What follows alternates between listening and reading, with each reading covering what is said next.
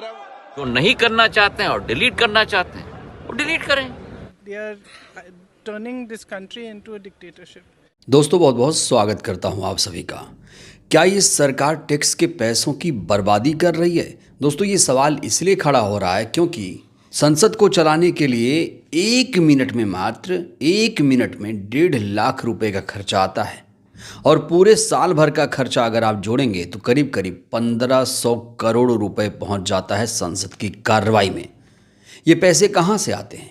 ये पैसे जनता के पैसे हैं, ये टैक्स के पैसे हैं। यहीं पर एक सवाल खड़ा होता है, जब शुद्ध हवा के लिए जनता एयर प्यूरीफायर खरीद रही है, शुद्ध पानी के लिए वाटर प्यूरीफायर खरीद रही है, बिजली के लिए इन्वर्टर खरीद रही है, शिक्षा के लिए प्राइवेट स्कूल जा रही है, स्वास्थ्य के लिए प्राइवेट अस्पताल जा रही है, सड़क के लिए गड्ढे भर रही है, तो फिर क्या टैक्स के पैसे से सिर्फ चुनाव होगा, जनता का विकास नहीं होगा? दोस्तों ये इस समय सबसे बड़ा सवाल खड़ा हो रहा है और इस समय देश में सबसे बड़ा मुद्दा छाया हुआ है एसआईआर का मुद्दा। एसआईआर के मुद्दे पर एक बार फिर से संसद में जबरदस्त तरीके से हंगामा देखने को मिला।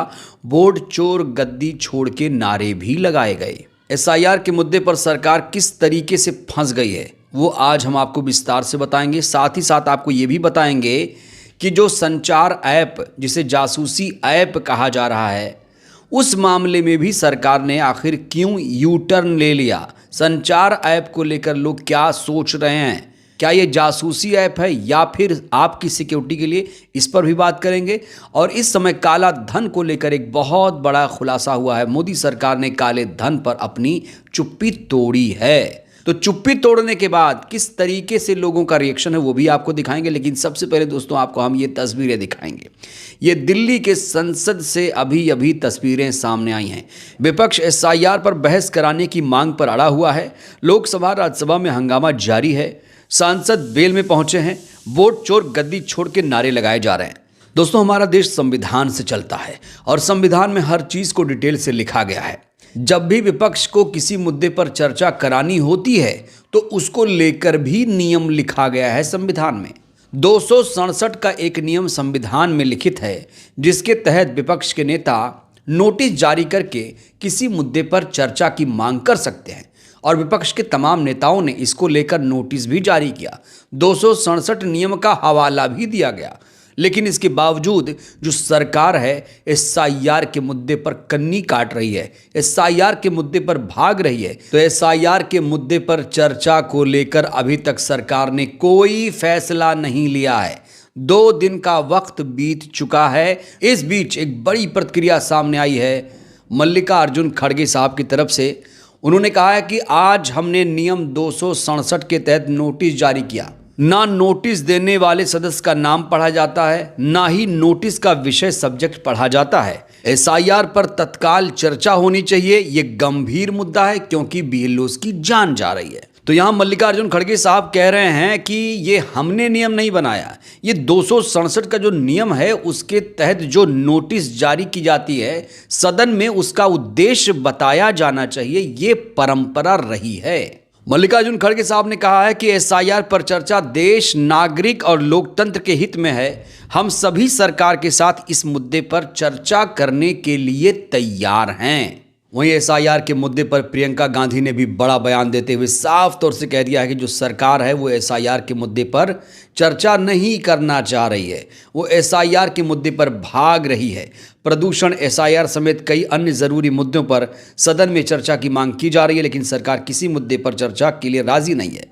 प्रियंका गांधी ने कहा है कि लोगों के वोट काटे जा रहे हैं, वोट चोरी हो रही है, लेकिन सरकार चाहती है कि हम मौन रहें। ऊपर से प्रधानमंत्री कह रहे हैं कि मौसम का मजा लीजिए। सदन लोकतंत्र का मंदिर है, यहाँ बहस और चर्चा होनी चाहिए।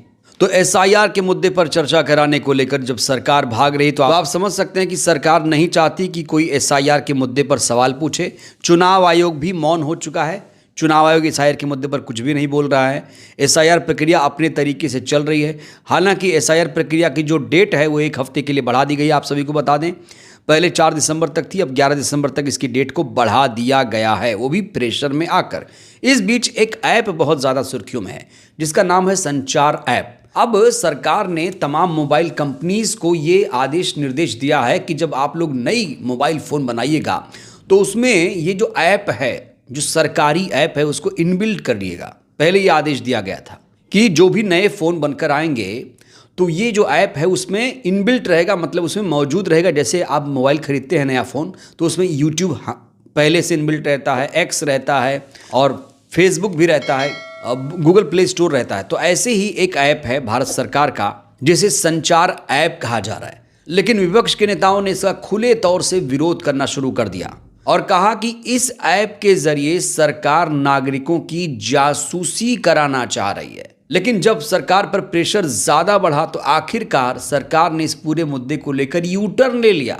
मोदी सरकार में मंत्री ज्योतिरादित्य सिंधिया ने इस पूरे मुद्दे को लेकर एक बड़ा बयान दिया। ज्योतिरादित्य सिंधिया, जो कि अब संचार मंत्री हैं, वो ये दावा कर रहे हैं कि संचार साथी ऐप ऑप्शनल है, कंपलसरी नहीं। तो एक बार कहते हैं कि ये जो ऐप है वो कंपलसरी है, अब ये कह रहे हैं कि ये ऑप्शनल है, मतलब कि इसे रखो ना रखो सरकार को कोई फर्क नहीं पड़ेगा। ये इनका बयान आया है। लेकिन संचार साथी ऐप को लेकर कहा जा रहा है सरकार की मंशा ठीक नहीं है। वरिष्ठ पत्रकार मुकेश कुमार ने इसको लेकर एक तीखी प्रतिक्रिया दी है। उन्होंने कहा है संचार साथी पेगासस की अवैध संतान है, ये हर नागरिक की निगरानी रखने की हिटलरी साजिश है, बिग बॉस डरा हुआ है। वहीं इसको लेकर अखिलेश यादव ने बड़ा बयान देते हुए कहा है कि जिनका इतिहास ही मुखबिरी का रहा हो वो जासूसी करना कैसे छोड़ सकते हैं।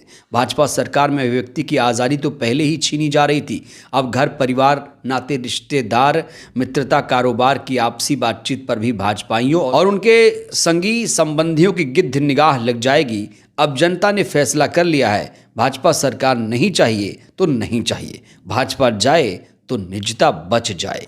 वहीं संचार साथी ऐप को लेकर प्रियंका गांधी ने बड़ा बयान देते हुए कहा है कि सरकार नागरिकों की निजता खत्म कर रही है, अभी सबसे मेरी बात नहीं हुई है। प्रियंका गांधी ने बड़ा बयान देते हुए कहा है कि ये जो सरकार है वो नागरिकों की निजता को खत्म कर रही है, सरकार जो है तानाशाही कर रही है, सरकार की मंशा ही नहीं है सरकार चलाने की, ये तो नागरिकों की जासूसी कराना चाहती है।